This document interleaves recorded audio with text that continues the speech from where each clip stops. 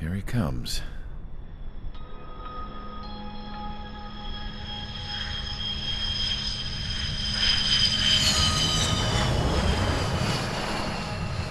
Mihai's looking worse. Thank God he has his granddaughters here to help him out. They're sisters, 15 and 10. Engaging the enemy in combat so we could use his physiological data to improve the drones had always taken a toll on Mihai's body. But today, he was really showing his age. The drones we based on his data were being taken down at a faster rate now compared to when the war began. When Mihai found that out, he insisted on flying to the front lines to see it for himself. Sometimes he could be so stubborn. His age wasn't the only thing affecting his health.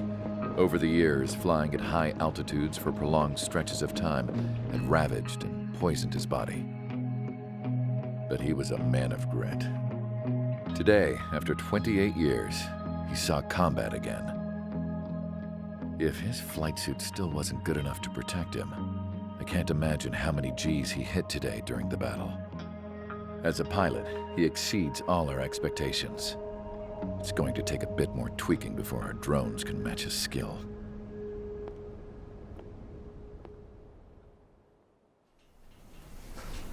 How penal is this penal unit, you ask? This place is a shithole.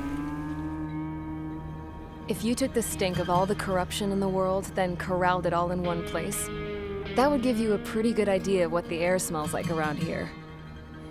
We got all kinds of critters, too. Everything from flea-ridden guards, rabid dogs, and a mechanic doing the stretch for life. I can't forget the rats. Yeah, we got those. And some pilots who got their wings clipped, too. One's a great pilot, but a lousy thief. One's a gambler with no luck. And one's an anarchist with no balls. Their job here was to rev the engines on the fake runways. The idea was for Erusia's spy satellite to pick up the heat sig. Even though there weren't any real fighters here, it looked like it on their infrared.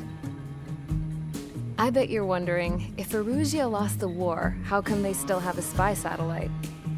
'Cause someone over there was smart enough to train a bunch of computer nerds to hack into half of Osia's satellites. That's how come. Every now and again, I'd try to bust out. And every single time, those damn dogs would drag me right back. When I was in my cell, I'd hear this voice coming from the guards room. It was the Erusian princess rallying her people on the Erusian national broadcast. All us prisoners had become big fans of hers. You want to hear something funny? The guards were big fans too. I swear to God, every time she was on the air, they'd turn up the volume on the radio and sit there listening. I could see how someone like her could win the hearts and minds of soldiers and workers alike.